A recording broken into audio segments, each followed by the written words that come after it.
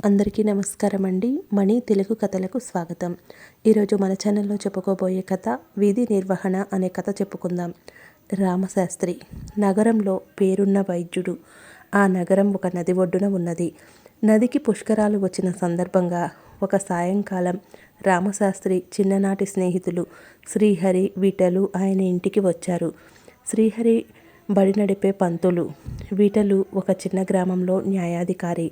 రామశాస్త్రి తన మిత్రులను ఊళ్ళో ఉన్న దేవాలయాలన్నింటికీ తిప్పి చీకటి పడే వేళకు ఇంటికి తీసుకువచ్చి తన స్నేహితులను కూడా వంట చేయమని తన భార్యకు చెప్పి ముందు గదిలోకి వచ్చి కూర్చొని తన స్నేహితులతో కబుర్లు చెప్పసాగాడు.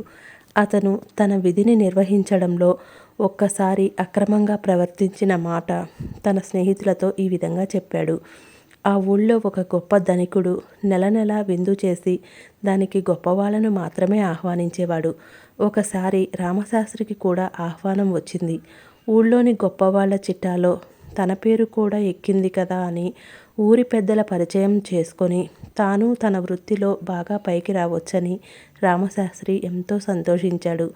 అతను ఉన్నంతలో మంచి బట్టలు కట్టుకొని విందుకు బయలుదేరబోతుండగా ఒక పేదరాలు గోలగా ఏడుస్తూ రామశాస్త్రి కాళ్ళ మీద పడి, నా మొగుడి ప్రాణం నువ్వే కాపాడాలి. 10 మంది సంతానానికి దిక్కైన వాడు అకస్మాత్తుగా విరుచుకుపడిపోయాడు అని కళ్ళనీళ్లతో దీనంగా వేడుకుంది. రామశాస్త్రి మనసు మీద విందు ఉన్నది. అదీ కాక ఈ పేదరాలి మొగుడికి వైద్యం చేసినందువల్ల తనకేమీ లాభం ఉండదు. అందుకని అతను తొందర పని మీద వెళ్తున్నాను అని వెళ్ళిపోయాడు. అయితే ఏదో అవాంతరం వచ్చి ఆ రోజు ఆ విందు వాయిదా పడింది.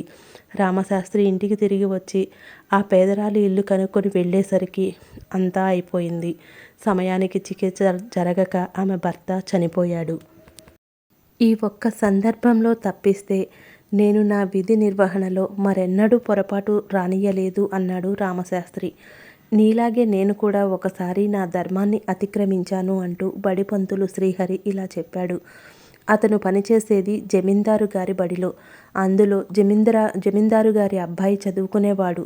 అయినా అది తమ బడే గనుక చదువు విషయంలో అశ్రద్ధ చేస్తూ కూడా విద్యార్థులలో మొదటివాడుగా ఉండేవాడు. ఆ బడిలో ఒక రైతు కొడుకు చేరాడు.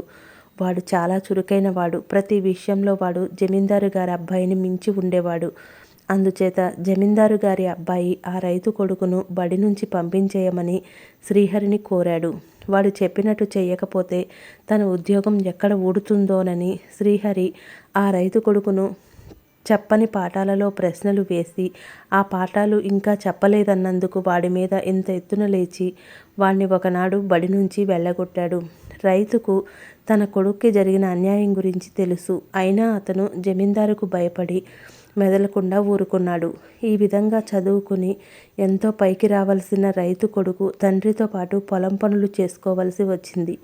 మీలాగే నేను కూడా ఒకసారి నా విధిని నిర్వర్తించలేకపోయాను అంటూ న్యాయాధికారి విటలు ఇలా చెప్పాడు. ఒకసారి అతని దగ్గర ఒక వివాదం వచ్చింది.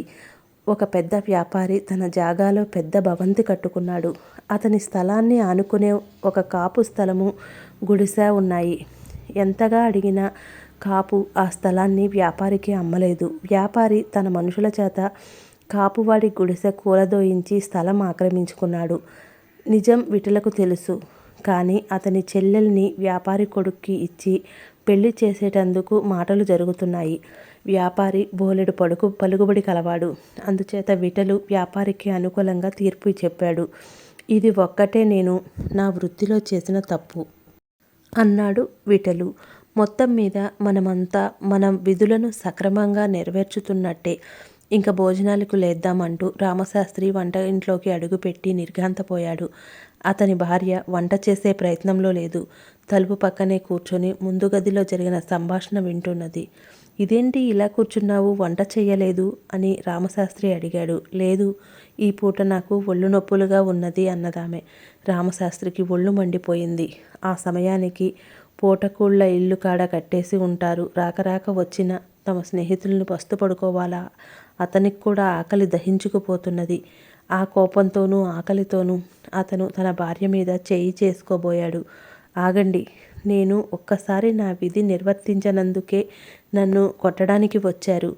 ఏం మునిగిపోయిందని? ఒక్క పూట తిండి లేకపోతే ఎవరం చచ్చిపోం. వైద్యుడు తన విధి నిర్వర్తించకపోతే నిండు ప్రాణం పోతుంది. గురువు విద్యార్థి పట్ల అక్రమంగా ప్రవర్తిస్తే వాడి జీవితం భ్రష్టు అయిపోతుంది. న్యాయాధికారి అక్రమంగా ప్రవర్తిస్తే ఒక మనిషి అనవసరంగా శిక్షకు గురి అవుతాడు. ఈ వృత్తులను చేసేవాళ్ళు ఒక్కసారి తమ విధి నిర్వహణలో పొరపాటు చేసినా క్షమించరాదు. ముందు మీ ముగ్గురు ఈ విషయం తెలుసుకోవాలి. మీరు బయటకు వెళ్ళినప్పుడే వంట చేసేశాను. కాళ్ళు కడుక్కొని రండి, వడ్డించేస్తాను అన్నది రామశాస్త్రి భార్య. ఈ కథ ఇంతటితో సమాప్తం. ఈ కథ మీకు నచ్చినట్లయితే లైక్ చేయండి, షేర్ చేయండి, సబ్స్క్రైబ్ చేయండి. Thanks for watching. మళ్ళీ మరొక చక్కటి కథతో కలుద్దాం.